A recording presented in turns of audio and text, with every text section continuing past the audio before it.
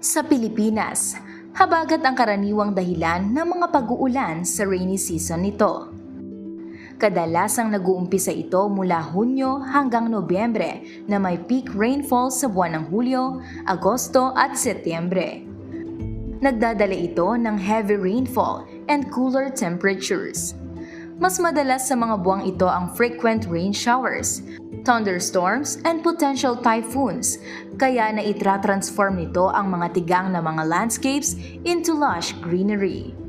Sa pandaigdigang talakayan, nire-refer na wet season ang rainy season dahil sa ibang manifestation nito sa iba't ibang bahagi ng mundo. Sa mga environmentalist, tinatawag din nila itong green season. Halika at pag-usapan natin ang ilang mga karunungan tungkol sa rainy season.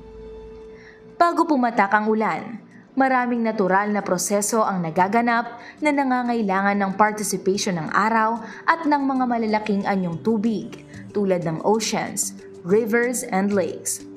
Nag-uumpisa ito sa proseso ng evaporation. Ito ay ang pagtama ng init ng araw sa mga anyong tubig at ginagawang vapor form ang tubig. Aakyat ang vapor sa atmosphere at dahan-dahan ding lumalamig. Ito na ang susunod na process, ang condensation. Paglamig ng water vapor, magkocondense ang mga vapor sa mga air particles kagaya ng dust at pollen para makaform ng water droplets. Magka-cluster itong mga droplets para makaform ng clouds. Ang condensation process culminates in transforming vapors back to liquid form. Ang susunod na process ay nag-uumpisa kung hindi na kinakaya ng mga water vapor na nag-cluster together to remain suspended in the air.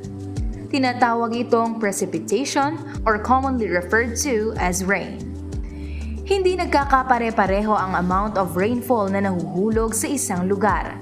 May mga lugar sa mundo na may kokonsidera nating may rainy season, habang may iba naman na masasabi nating wala. Ang mga bansang may highest rainfall ay ang Colombia, Sao Tome and Principe, Papua New Guinea, Solomon Islands, Panama, Samoa, Malaysia, Brunei, and Indonesia. Ang Egypt, Libya, Saudi Arabia, Qatar, UAE, Bahrain, Algeria, Mauritania, Jordan, and Kuwait naman ang may pinakamababang rainfall at maaari na ring sabihing driest countries in the world. Apektado kasi ang amount of rainfall ng isang lugar sa geographical position, weather system at topography. Ito yung mga factors na kung malapit ba sa isang karagatan o ocean ang isang lugar or napapaligiran ba ng malalaking bundok. Ang Kauai ay isang specific na lugar sa mundo na halos araw-araw umuulan. On average, 350 days ang umuulan out of the 365 days in a year. Sa pangkalahatan, ang rainy season ay bahagi ng buhay sa mundo. Nagsusustain ng buhay, nagbibigay buhay. Ito ang primary reason sa biodiversity ng isang lugar. Ayon pa sa mga pag-aaral tungkol sa ulan, raindrops contain dissolved nitrogen coming from the air.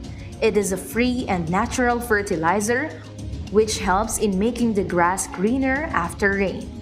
Nakabase na din ang kultura at tradisyon ng mga civilization sa mundo. Ang mga gawain ng tao at mga pagkain are dictated by the crops to be planted and harvested at mga lulutuing mga putahe sa hapag. Hindi lang importante ang rainy season. Kailangan ito para maibalik sa lupa ang tubig na napunta sa hangin. Ang rainy season ay ang natural na pangbalanse sa tag-init. Ngunit sa panahong kasalukuyan, na ang halos nakikita natin ay hindi na natural kundi gawa na ng tao. May iba ng epekto ito. Ang matinding pagbabaha at landslides ay naging kakabit na sa konsepto ng rainy season, especially sa mga highly urbanized places. May dahilan kung bakit buong season ang tag-ulan. Hindi ito yaong ulan na minsanan. Isa itong perpektong mekanismo na parte ng disenyo ng may likha para masustain ang buhay sa mundo. Ang tubig na vital sa buhay ay hindi nawawala sa lupa. Ibinabalik ng ulan sa pamamagitan ng isang kamanghamanghang proseso na hindi magaya kahit anong pang teknolohiya ang iniimbento para makagawa ng artificial rain. Sa simpleng ulan at pagmulat sa kaalamang agham ay naipasilip ng Maylalang ang husay at di magayang disenyong ginawa niya para makapagpatuloy ang buhay ng kanyang Wonders of Creations.